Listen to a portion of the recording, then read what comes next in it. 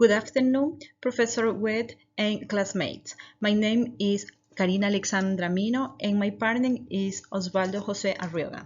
Today, we are going to present the case Van Orden v. Perry. This is a very important case from the United States Supreme Court. It talks about religion freedom and the First Amendment. We will explain the background, what the court decided, and why this is important for the business leaders. In this presentation, we will talk about what case is about, the history of the case, the law, and the establishment clause, the main legal question, what the judges said, what this means for the freedom and for businesses. Introduction. This case is about a monument of the Ten Commandments. It is located at the Texas state capitol. Thomas Van Orden said this monument is not legal because it shows that the government supports religion. But the Supreme Court said the monument is part of the history and culture. It doesn't break the law because it is not only religions, it is also educational. Background of the case. The monument was installed in 1961. It was a gift from a group called the Fraternal Orden of the Eagles. It is 6 feet tall and shows the Ten Commandments with other symbols. Mr. Van Orden visited the park many times. He said the monument sends a message that the government supports religion. He said this goes against the First Amendment. Procedural history. The case started in 2003. Thomas Van Orden took the state of Texas to court. He said the Ten Commandments monument broke the Establishment Clause of the First Amendment. In 2004, the District Court said the monument was legal. The judges said it had a secular purpose. It showed history and law, not only religion. Later, in 2004, Van Orden went to the Fifth Circuit Court of Appeals. The court also agreed with Texas. They said the monument had historic value. In 2005, the court went to the Supreme Court of the United States. The court decided in a 5-4 vote that the monument was constitutional because it was part of the state's history and tradition. Legal context and establishment clause. The First Amendment says the government cannot create or support a religion. This part of the law is called the Establishment Clause. The question was, does the monument break that rule? The court said no. The monument is part of the many historical objects. It shows the history of law in the United States. It does not tell people to follow one religion. That is why it is legal. Key legal question. The big legal question was, does the government break the law by having this monument on public land? This question is important because the law says the government must be neutral. It must not support or promote religion. Majority opinion. The Chief Justice William Rehnquist wrote the main opinion.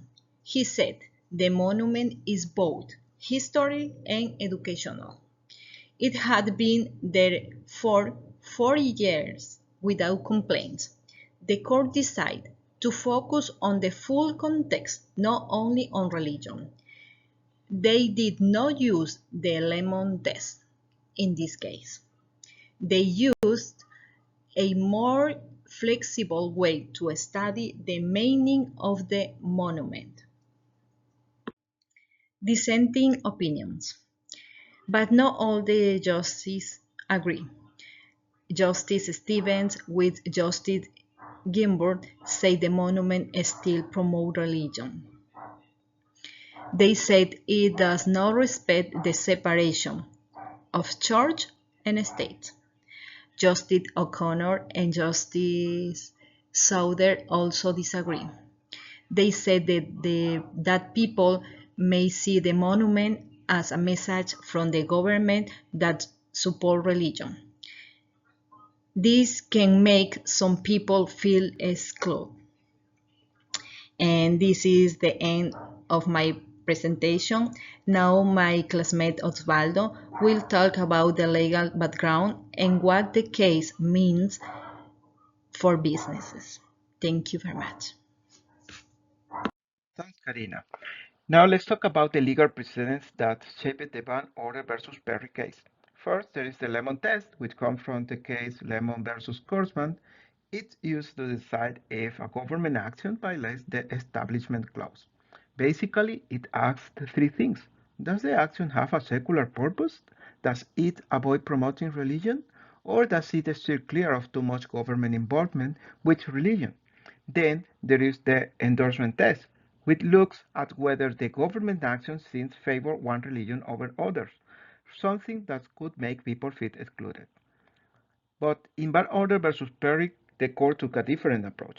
Instead of strictly applying this test, they focused on the historical context. They saw the Ten Commandments monument as a part of a larger story about religion's role in American history, not just as a religious symbol. This case really shows how the court can adapt its approach depending on the situation. Now, we'll explore implications for religious freedom in America. First, the significance of the decision. This case contributed for the ongoing debate about religious freedom and the Establishment Clause. It emphasized the delicate balance between neutrality, accommodation, and the historical context of religious symbols in public spaces. Next, the Supreme Court ruling. The court ruled that religious displays with historical significance, like the Ten Commandments monument in this case, can coexist with government neutrality. It upheld the monument as a permissible acknowledgement of religion's role in shaping history. Then, the framework for religious displays. The court clarified that religious symbols are acceptable when placed in a broader inclusive context, so displays must respect diverse beliefs and avoid showing favoritism toward any one other religion. Finally, the context matter. All the historical narratives surrounding religious displays are critical in determining their constitutionality. This case reminds us that the balance between religious freedom and neutrality is nuanced and deeply rooted in our nation's history. Let's start with the significance of ruling. The court decided that the religious symbols, like the Ten Commandments monument in this case, can exist on government properties as long as they are grounded in historical and cultural context. They ruled that the monument didn't violate the Constitution because it wasn't just about religion. It also reflects history and tradition. Next, the court gave us some key criteria for religious display. They say these displays should be part of a broader cultural or historical story, not just about promoting one religion, and they should avoid making people feel like the government is favoring one faith over another. Now, what does this mean for public institutions? It means that they are to strike a careful balance. They can recognize the role of religion is a play in history, but they need to do it in a way that feels neutral and inclusive. Context really matters here. How the display is presented can make all the difference. And the big takeaway from this case, monument that has been around for a long time and carry historical significance are less likely to be seen as violating the Constitution. They are viewed as a part of a shared heritage, not as promoting a specific religion. First up, managerial relevance. So, what does this case matter to managers? Well, it reminds us that we need to understand the legal limits when it comes to religious displays. It's not just about what we think is okay, it's about what the law says. Being aware of these boundaries helps us avoid unnecessary legal trouble. Next, key implications for organizations. This case also teaches us the importance of cultural sensitivity. Religious symbols can mean different things to different people, and how we present them can have big impact. It's about being thoughtful and understanding how these symbols might be perceived by others. Now, lessons for business leaders. Here's the big takeaway for leaders. Public perception is shaped by both legal interpretation and cultural significance. As leaders, we have to find the right balance between being inclusive and staying neutral, especially in the diverse environment. It's not always easy, but it's critical for building trust. Moving on to policy guidance. What should organizations actually do? Well, we need to align our policies with the legal framework set by this case. That means making sure any display practices are respectful of diverse beliefs while also staying legally compliant. It's about finding that sweet spot between respect and the rules. And finally, the key takeaway at the end of the day, this case reminds us that being aware of both legal and cultural context is essential. If we want to foster inclusivity and avoid unnecessary controversy, we need to approach these issues with care and understanding. Conclusions. Ladies and gentlemen, the Van Orden versus Perry case is a key moment in understanding how the US Constitution balances religious freedom with governmental neutrality under the Establishment Clause. In this case, the Supreme Court ruled that the Ten Commandment monument on the Texas state capitol grounds did not violate the Constitution. Why? Because the monument wasn't seen as promoting religion. It was part of a broader historical and cultural narrative. The court emphasized that the context and placement mattered. This decision shows that long-standing, historical, significant displays can coexist with constitutional principles as long as they don't endorse a specific faith. Looking ahead, this case sets an important precedent. Courts may allow displays with historical or cultural value, but they will remain vigilant against anything that clearly promotes one religion over others. As society evolves, so do attitudes about religion expression in public spaces. This means that future cases will require careful thought to ensure fairness and neutrality in diverse society. Van Orden versus Perry remind us that the Constitution isn't hostile to religion. It's about maintaining balance and respect for all.